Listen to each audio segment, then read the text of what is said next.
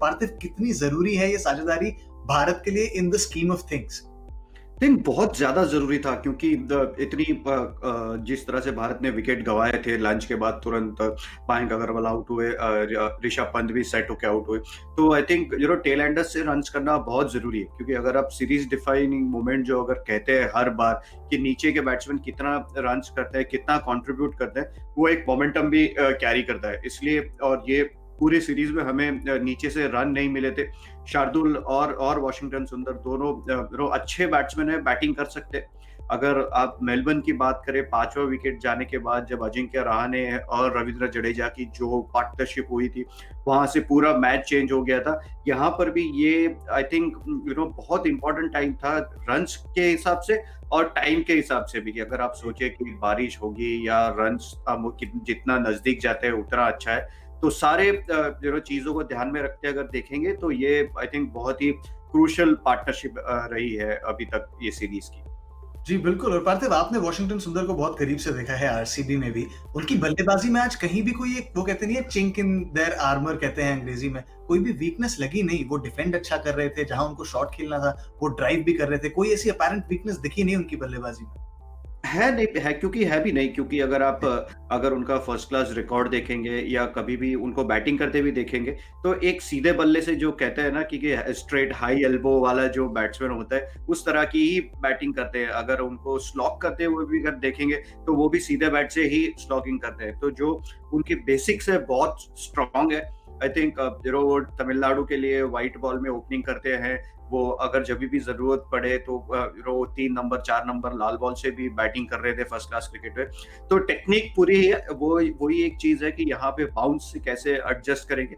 और इतने टाइम से वो ऑस्ट्रेलिया में है, वो ऐसा नहीं कि खाली एज ए नेट बॉलर गए, क्योंकि उनको पता है कि उनके लिए बैटिंग भी उतनी इंपॉर्टेंट है। और आरसीबी में भी खाली वो 4 ओवर डालने के लिए नहीं होते, अपना बैटिंग पे पूरा ध्यान देते वो। और इतने बड़े स्टेज पे आके डेब्यू में इतनी फाइटिंग नॉक खेलना, वो दर्शाता है कि उनमें टैलेंट और प्रतिभा तो है ही है। साथ जी, साथ ही साथ में उन्हें जिस तरह से प्रेशर भी हैंडल किया है शार्दुल के साथ मिलके, शार्दुल जी। की भी यहाँ पर हमें तारीफ करनी पड़ेगी कि वो भी इतने टाइम से फर्स्ट क्लास क्रिकेट खेलते हैं और उनका परफॉर्मेंस भी जब भी जरूरत पड़ी है मुंबई को, वो नीचे क्रूशियल रन्स बनाते आए और वो आज भी उन्होंने वही भारत के लिए किया है।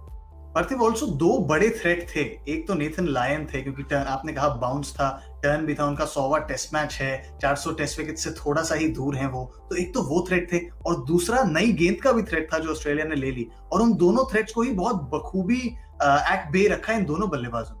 बिल्कुल, वही सारे काम किए जो हमने ये सीरीज़ ही पूरी रही है भारत के लिए फाइट बैक की, भारत के लिए ग्रिट शो करने की, रेज़िलियंस शो करने की ये सीरीज़ रही है भारत के लिए। और हर बार, हर टेस्ट मैच में दिखाया गया है। एक आप अगर एडिलेड टेस्ट मैच की भी बात करें, एक टेस्ट मैच खाली एक सेशन छोड़ के भारत ने फाइट बैक किया था।